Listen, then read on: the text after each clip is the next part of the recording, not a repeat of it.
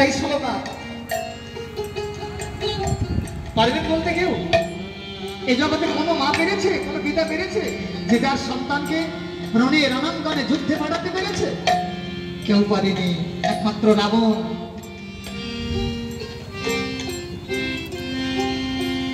শুধু ছেলে মেয়েকে নয়, ভাই বন্ধু আত্মীয় স্বজন সকলকে বলেছিল, আয় আয় আমার সঙ্গে যুদ্ধে যাবে,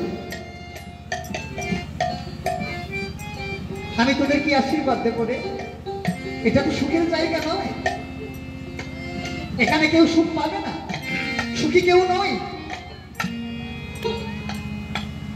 দুদিনের সুখকে সুখ বলা যায় না।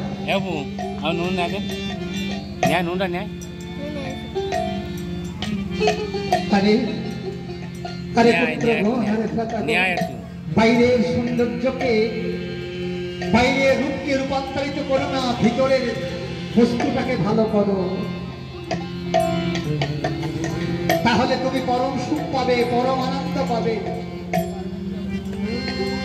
আজ আমরা কি মনে করি আমি ভালো দেখতে, হ্যাঁ,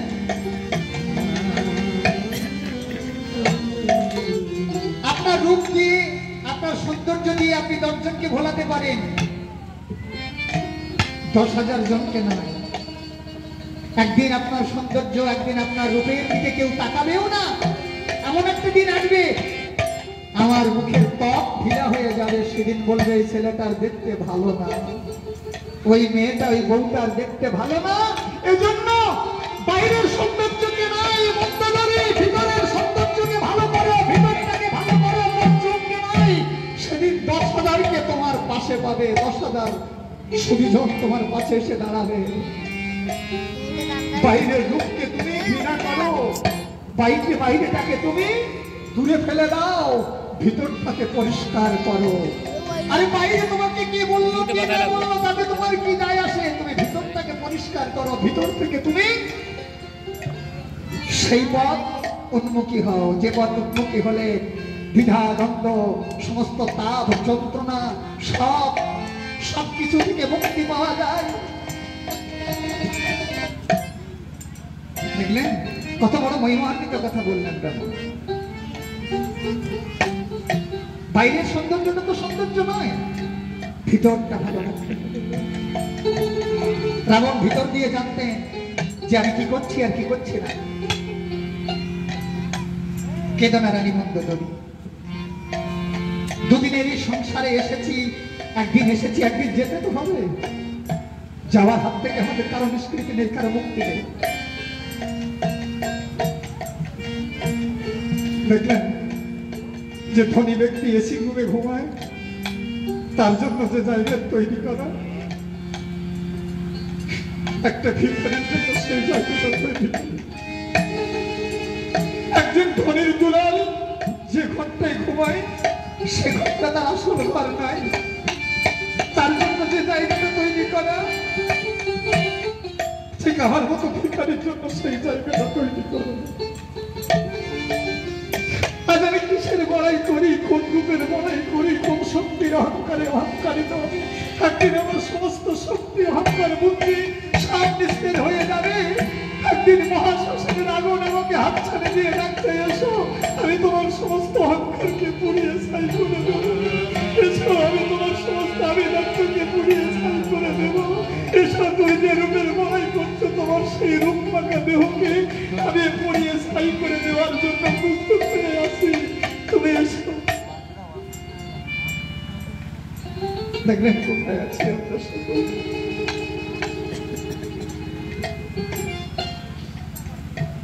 সুবিজন যারা, জ্ঞানীজন যারা, কখনো আত্মহংকারে মগ্ন হয় না, তারা প্রকৃত জ্ঞানী যারা, সুবুদ্ধিমান যারা, সুবুদ্ধিমতী যারা, কখনো নিজেকে নিয়ে অহংকার করে না, নিজের ক্ষমতার অপচয় করতে চায় না, নিজেকে নিয়ে বড়াই করতে চায় না, নিজেকে নিয়ে গর্বিত করতে চায় না, নিজেকে নিয়ে এই দেশ রাষ্ট্রের সাম্যকে ব্যাখ্যা দিতে চায় না, কখনো না, কোনো দিনের জন্য না।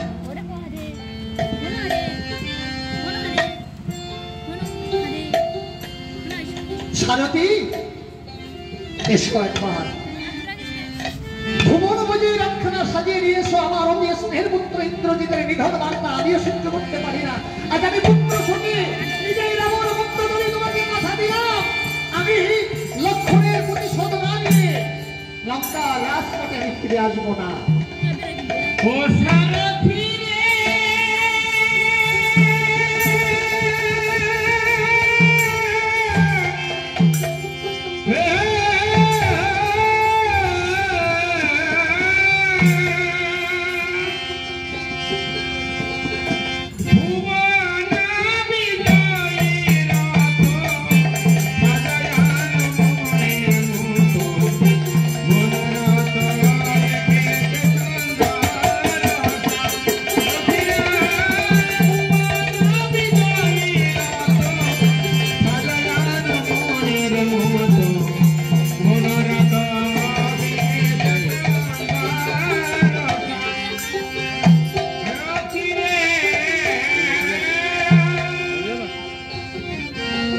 সারথি সারথি বলে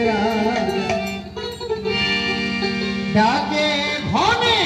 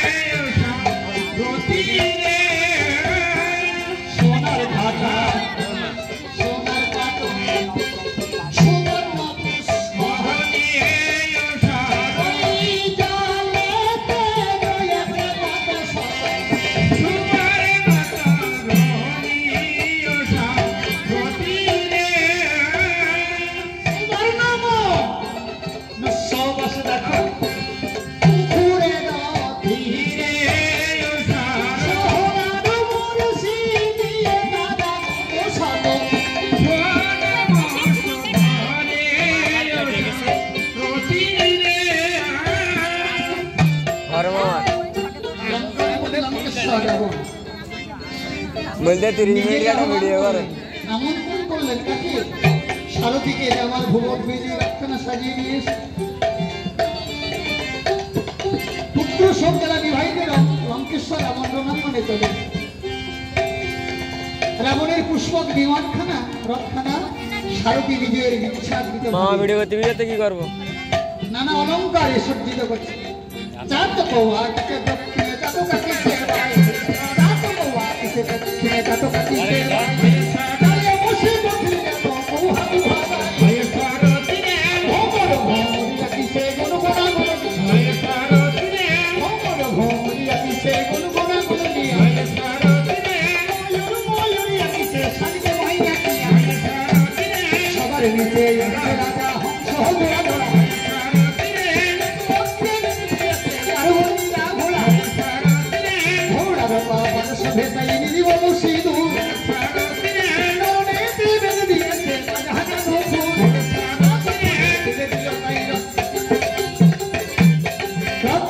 তুলে দিল তাই রক্ত সিংহাসন, যাতে বসে যুদ্ধ করবে রাজা দশরথ, কর্তা হতে রক্ষারতি করিছে বামন, দশরথের কাছে আসি তাই দিয়েছে দর্শন, রথের সঞ্চিত দেখে রাবণ রাজা হাসে, উপহার দিচ্ছে কত মনের ভার।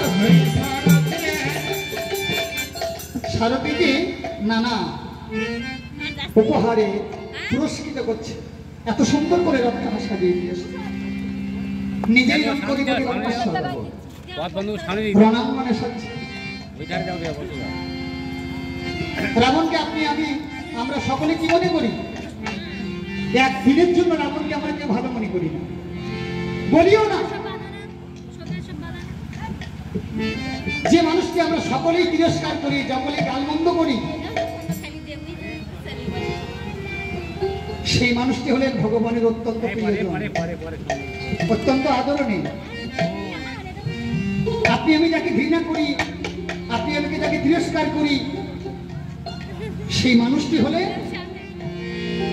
ভগবানের কাছে অতি প্রিয়জন। এখানে রাবণকে দিয়ে উদাহরণ দিলাম, দিচ্ছে মধুকর্তা তাই আমি নয়। রামায়ণে বর্ণিত যে অরণ্যে বনে হাজার হাজার ঋষিগণ বসেছিলেন, কেউ রামের দর্শন পেলেন, কেউ পেলেন না। একমাত্র একান্ত ভাবে পেলেন লক্ষ্মী সহ লক্ষ্মীপতিকে পেলেন। লঙ্কার দুরাচারী রাক্ষস আমরা যাকে বলি, দুষ্ট লঙ্কেশ্বর আমরা যাকে বলি, সেই রাবণ পেলেন ভগবান লক্ষ্মীপতি সহ লক্ষ্মীর দেখা, আর কেউ নয়। কি করলেন? তবে তো পড়েছে রাজা অঙ্গির সাধু, তবে তো পড়েছে রাজা অঙ্গির সাধু, সবাই সামনে এসে রাজিয়া ভালো, ভালোকে দিয়েছে রাজা চন্দ্রের সাথে, মনে পড়েছিল মধুমুক্তার হাত, ভালো সুন্দর করে ঝালো মন, শুধু কমলের মধ্যে যেন সবে নিরন্তর এই বেশেতে যদি রাগা যদি ধরে ধরো নদী থেকে পারে পাই গঙ্গের ভিতরে নানা আভরণে সজ্জিত হলেন রাজা। তো সাধারণ রাজা নয়, দিগ্বিজয়ী লঙ্কেশ্বর, যার কথাতে চন্দ্র সূর্য বুধ 9টা গ্রহ উদ্বোস করতেন, কথা শুনতেন। আর একজনকে আমরা ডাকলে ডাকতে ফেরাতে পারি না, সমস্ত দেব দেবীকে যে সাধনা করত, শুধু মানত না একজনকে, ভগবানকে। সবাইকে মানত, মানত না শুধুমাত্র ভগবানকে, তাই তার এত দুর্গতি। আপনি সকলকে মানবেন, কিন্তু যার থেকে ভগবানের সমস্ত দেব দেবী এলো, আপনি আমি এলাম, তাকে মানলাম না, সমস্ত কার্য নিষ্ফল হবে। হয়েছে তাদের উপায়। অসুর প্রবৃত্তি যারা সকল পূজা পাঠ করতেন, সবকিছু করতেন, সমস্ত দেব দেবী সকলের সম্মান করতেন, সকলের সাধনা করতেন, সকলের পূজা পাঠ করতেন, মানতেন না ভগবানকে, তাই তাদের এই পরিণতি হলো। রাবণ কি করলেন? নিজেই অস্ত্র গৃহে প্রবেশ করলেন, শক্তি পূজা অর্চনা করলেন, শক্তি দেবী মাকে জাগ্রত করলেন। আমরা শক্তি পূজা করি, করি না? আমরা তো কালী পূজা করি, আমরা দুর্গা পূজা করি, আমরা সরস্বতী পূজা করি, কিন্তু পার্থক্য কোথায় জানেন? স্বার্থ আর নিঃস্বার্থ।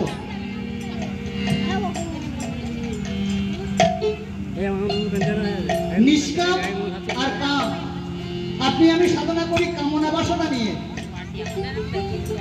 রাবণ সাধনা করেছিল কামনা বাসনাহীন, কামনা বাসনা ছিল না। রাবণের সাধনায় ছিল কোনো চাওয়া পাওয়া ছিল না। স্বয়ং মাকে জাগ্রত করেছিলেন, মা একটা শক্তি দেখা দিয়েছিলেন, আর আপনার আমার সামনে দেখা দেননি।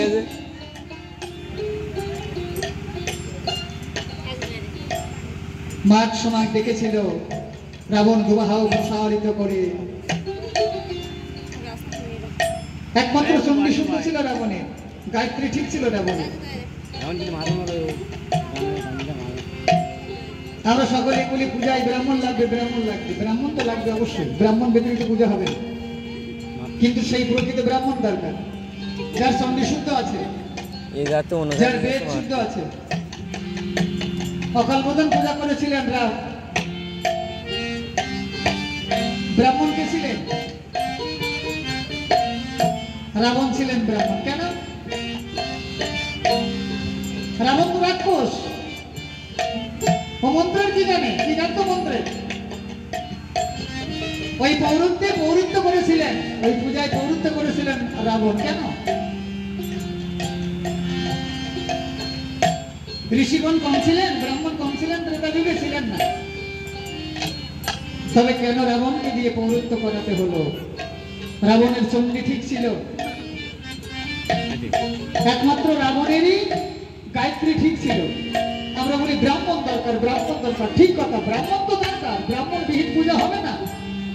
এটা আপনি যখন স্বীকার করেন, ওটা আমিও স্বীকার করি, কিন্তু সেই ব্রাহ্মণ দরকার যার চণ্ডী শুদ্ধ আছে, যার বেদ শুদ্ধ আছে, যার গায়ত্রী শুদ্ধ আছে, তাকে দিয়ে পূজা করাতে হবে, তাহলে তো আমার পূজা যথাযথ হবে। আমি এই কথা সব জায়গাতে বলি যে আমি ব্রাহ্মণকে আহ্বান করলাম, ব্রাহ্মণ কি করলো, তার ছেলেকে পাঠিয়ে দিলাম আমার এখানে, বললাম আমার আরেক জায়গায় যাওয়ার কথা। এখন ছেলের বেদ শুদ্ধ থাকার না থাক আর চণ্ডী শুদ্ধ থাকার না থাক, সে এসে আমার ওই পূজা করে দিল। কি হলো কি না হলো সে ভগবান জানেন, আর তিনি জানেন। এই জন্য ব্রাহ্মণ আমার প্রকৃত দরকার। কোন দশাবিধা সংস্কারে ব্রাহ্মণ ব্যতীত আমরা কোনো কাজই করতে পারবো না। আপনার আমার মানব জীবনের দশাবিধা সংস্কার আছে, গর্ভধান, নামকরণ, চূড়াকরণ, ভিক্ষাকরণ। আমি যখন মায়ের গর্ভে ছিলাম, মার ব্রাহ্মণ ডেকে 7 লক্ষণ, গর্ভের দিন পূজা পাঠ, এগুলো এ থেকে মৃত্যু পর্যন্ত যে 10টা কর্ম আছে, এই 10টা কর্মের প্রত্যেকটা কর্মের ভিতরে প্রত্যেকটা পূজা পাঠে আমার ব্রাহ্মণ প্রয়োজন। কিন্তু সেই ব্রাহ্মণ তো দরকার, যিনি জানেন তাকে তো আমার প্রয়োজন, যিনি জানেন না তাকে নিয়ে আমার কোন প্রয়োজন।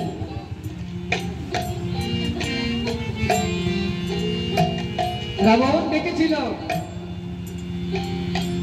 জয় দেবী সর্বভূতেষু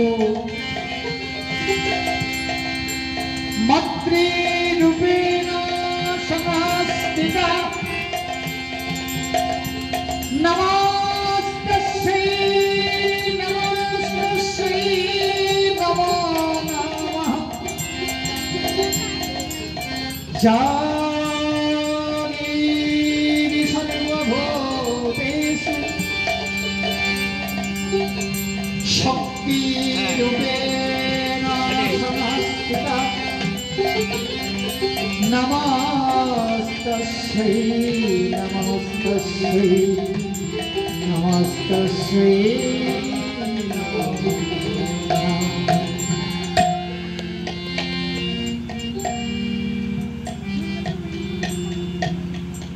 জয় দেবী সর্বভূতেষু বুদ্ধিরূপেণ সংস্থিতা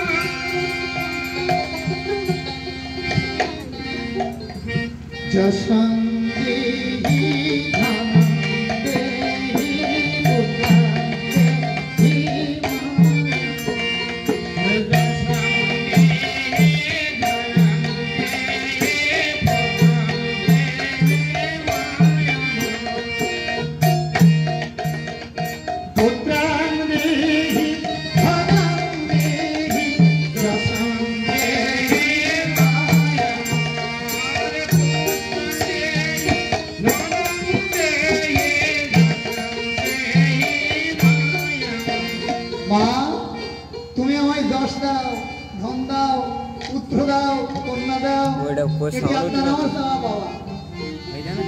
সাউন্ড উঠে না। চণ্ডী কি বলেছিলেন? যা দেবী সর্বভূতেষু মাতৃরূপেণ সংস্থিতা। মা, তুমি সর্বত্রই, তুমি জগৎ জননী, তুমি সব ভূতে সর্বত্রই তুমি মা। যা দেবী